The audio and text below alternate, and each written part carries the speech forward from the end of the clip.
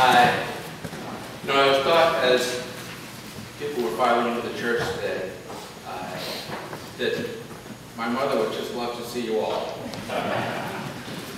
And other than the obvious reason she would be hesitant to be here or to think of this occasion,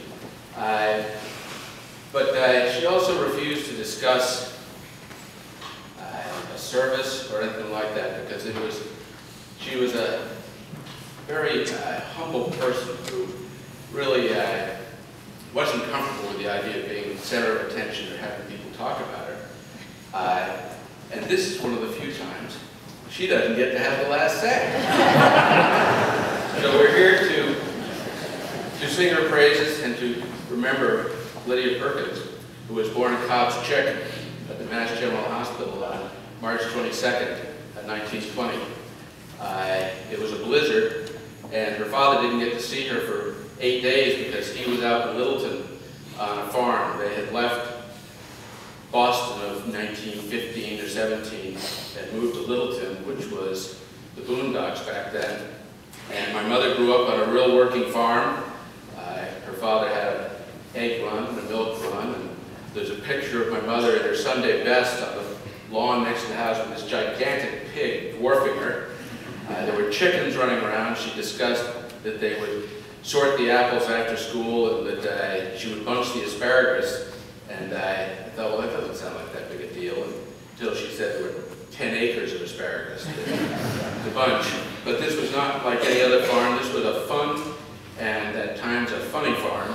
Growing up with her sister Emily and her brother Bobby, but of course they weren't known by their names. My grandfather had them as Xander, Edie, Junie. They had beetle cats that they were sailing on Lake Magog as kids, racing buoys and sailing around the lake until early November. But while my grandfather was growing livestock and farm crops, my grandmother was growing debutantes. And my mother went off to the Concord Academy and had summers in Nonquit and in North Haven. Eventually went to Chatham Hall, Sarah Lawrence, and then studied to be an occupational therapist. And when she graduated in the early 40s, she began her singles life in Boston. Now, I don't know, I think many of us know that the idea of my mother and a singles life in Boston just doesn't quite fit. However, she was successful because in her singles life, she met and got engaged to John Perkins, who is in the front row and is the love of her life. And of all the things that she was proud of, grandchildren, the biggest thing she was proud of was being John Perkins' wife and life partner for her entire life.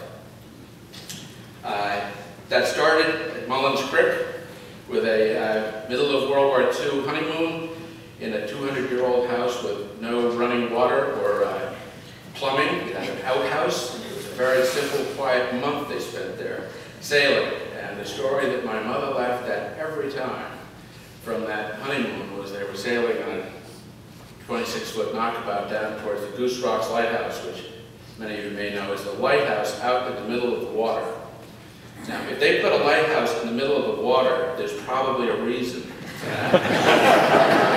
But my mother was sailing right up to it, and Dad was saying, "Lydia, I'm not sure we should be here." And then two guys came out. At the time, lighthouses were staffed, and so two guys came out waving their hands.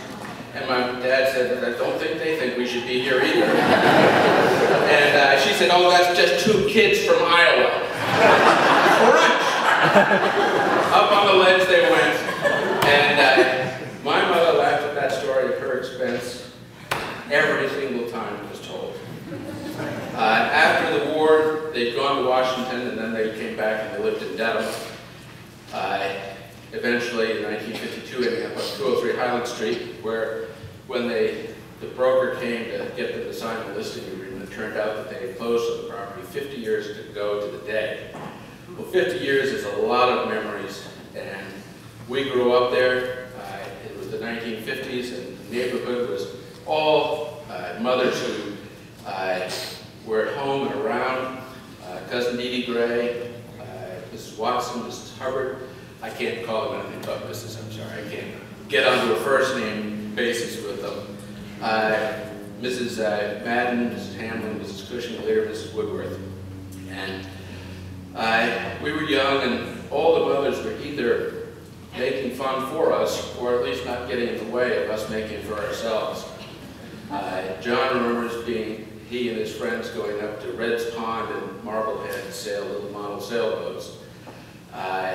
Susie remembers my mother. They would make the May baskets, and then they would mysteriously disappear, and then there would be a knock on the door, and there would be a May basket on the floor. I guess you were meant to chase Mother around the neighborhood to get the May basket that she'd already made. But this showed the effort that my mother went to keep a tradition and a fun thing going for her children.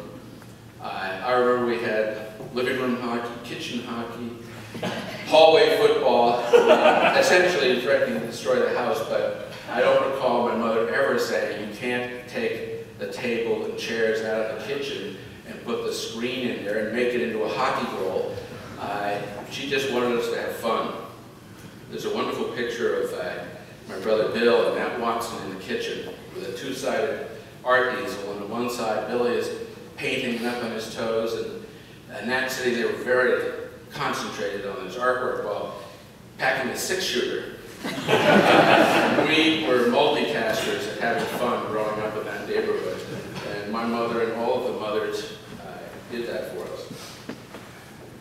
As we got older, I remember saying to my mother, you know, you were always there for me, even when I didn't want it.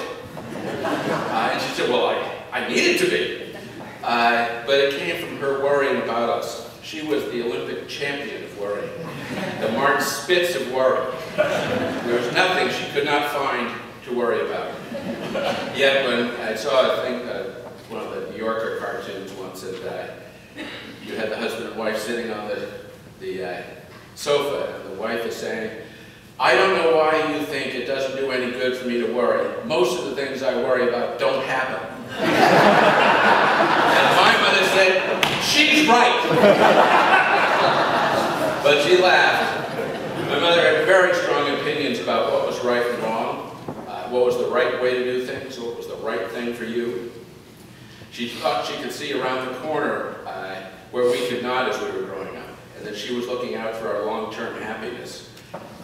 Her worries were always about whether we would end up having happy lives. And then we eventually had children, and she had grandchildren. She became Marmee. And Marmee and her family was it went back several generations, and they were big shoes she had to fill.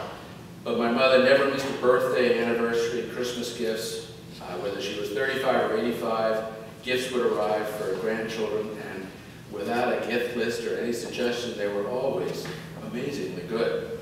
And she made a real effort to make memories so that they would be memories. Not just to have something that was fun today, but she wanted the feeling that grandchildren would grow up remembering their childhood with her. The grandchildren remember Thanksgiving, when they would come in to the smells of Thanksgiving and the warm welcome from their grandmother. They didn't get to see Marmee before they came in. It was more like the Wizard of Oz running around. If there was one thing my mother was incapable of doing, it was delegating a task. She took it all on herself to make things come out right. And she did at Thanksgiving and Christmases and Easters. My mother was really an excellent cook for adults, but Marmee's cooking for children was a different story. There were not a lot of fluffernutters in our house. My 12-year-old grandson, who can't be here today, wrote a card that said, I remember the food Marmee would cook. Most of it was delicious. But suffice to say, my mother's definition of rare would be what most of us call defrosted. And I remember for me, many extended stay dinners as a child where I was at the table because I should learn to like this. Well, she learned a better approach with her grandchildren because she invented the concept of dark dinners. And this was where all the lights would be out, and the novelty of eating total pitch black was just so cool that they would eat whatever it was that they couldn't see.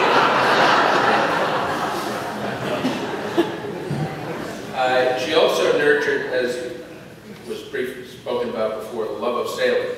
And as I said, she could worry about everything, and yet when it came to sailing that she was part of, it was a totally different story. I recall when the first day we had an optimist, which was about an 8-foot cigar box with a handkerchief sail, and she had Becky out alone in the Optimist for her first sailing lesson at 3½. And Becky had to be towed back by John rowing with the painter in his teeth, and that didn't seem to bother me at all. But sailing had to be done correctly. And at Trevor's wedding, there was a wedding cake with a boat on top, and only my mother noticed that the wind pennant was blowing upwind. It didn't cut it for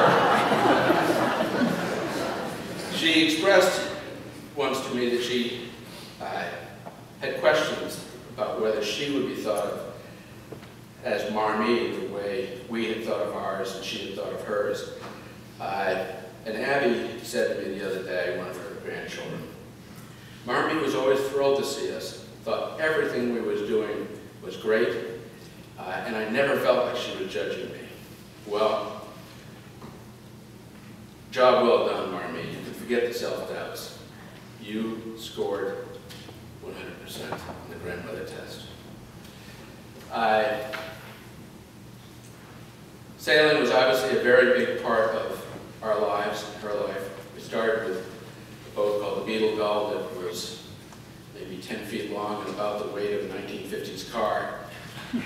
Some would call it a beginning, others a false start, but they then moved on to the Explorer, which was a 17-foot centerboarding boat that you could camp cruise on with a boom tent and inflatable air mattresses, and so my mother thought of a potentially explodable stove. But my parents